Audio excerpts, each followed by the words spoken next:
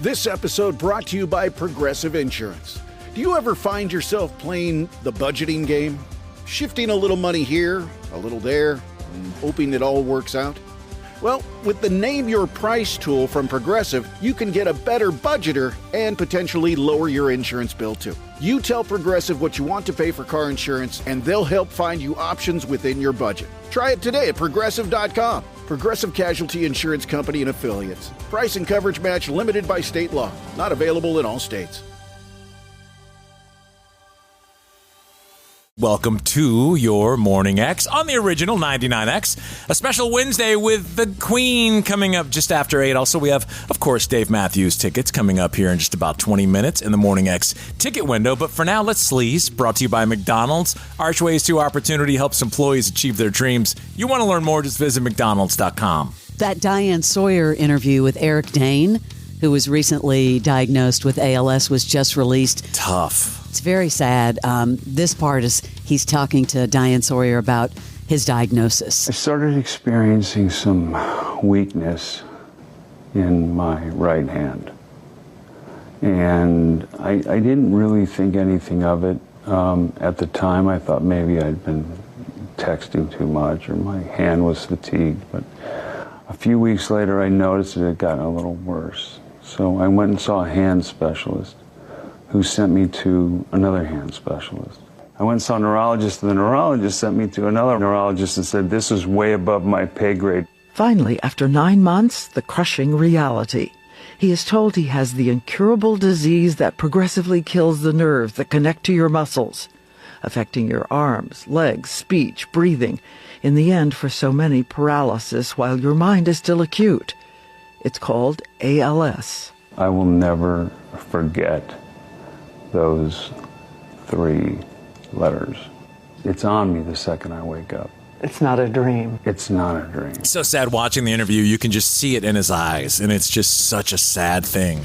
It's tragic, and as you know, Hop from the Zac Brown Band, who we all know and love, John Driscoll Hopkins, also has ALS, and everyone has just been rallying around him. A lot of celebs in trouble. This one was very interesting.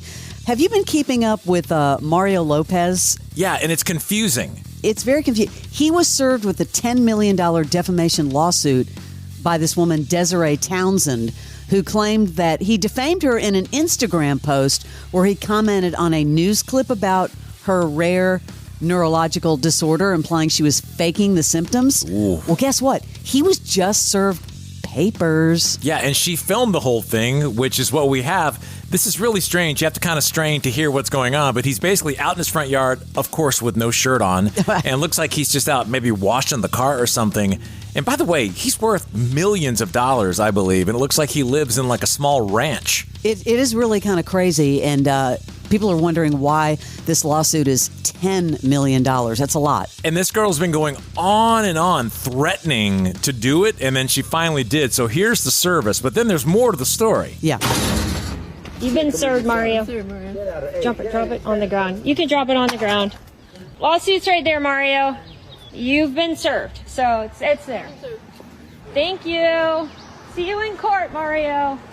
Oh, hey, happy Father's Day. She did it on Father's Day, and she stuck her arm through his gate and just basically dropped it on the driveway, and he walked away. Now, do you know what that Instagram post was, Barnes? This is what he said, quote, "There's got to be some kind of award for this performance.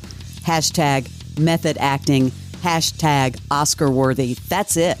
Also further claiming that he only posted the video to boost engagement on his social media because apparently he did some sort of endorsement for Mott's applesauce and it didn't generate his usual level of engagement, which I thought was really strange. That is weird. Now, is she also claiming to sue Paramount? Yeah, so she's been on the lot a few times recently. I've seen her post videos. I'm not sure if this one is on the lot, but she just goes off like she is on a mission. Hell bent.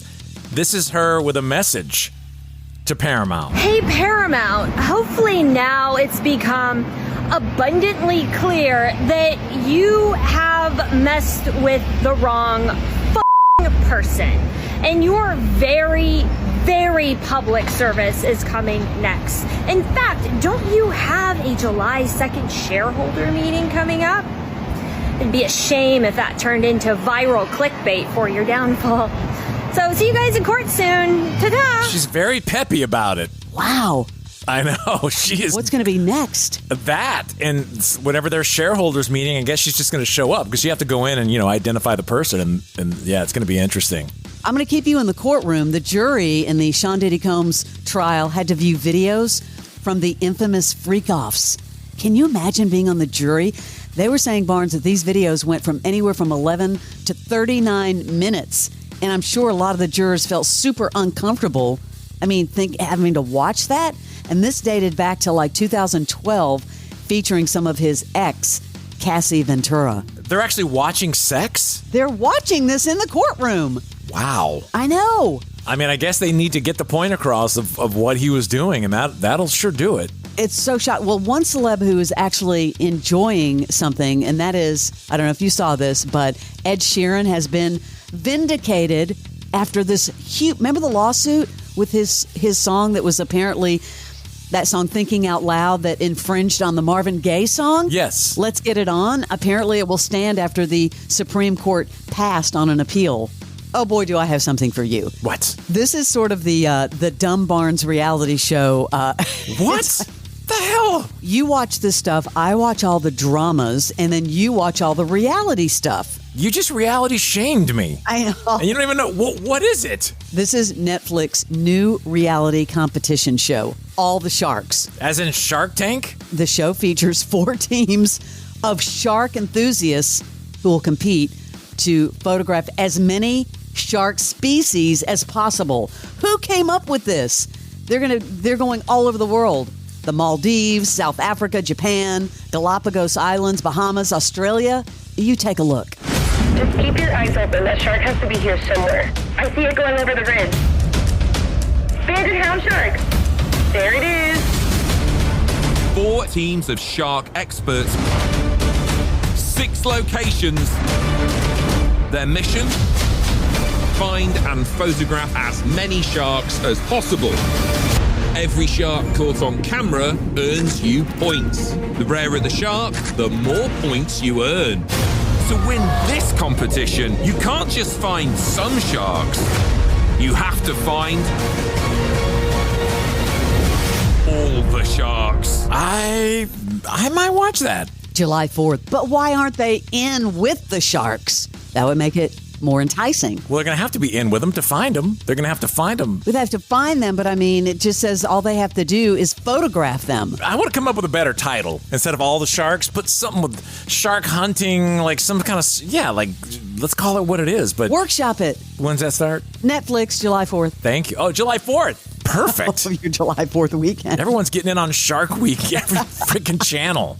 That is your Celebrity Sleaze. The United States Soccer Federation presents the U.S. Soccer Podcast. Inside the opening 45 seconds. What a goal! Jack McGlynn with that cannon of a left foot. Never miss a game. What a start for the United States. Shot from distance. What a goal! Never miss a moment. Exquisite from the San Diegan. Can he finish? Yes, he can! Yeah! The U.S. Soccer Podcast. Follow and listen on your favorite platform.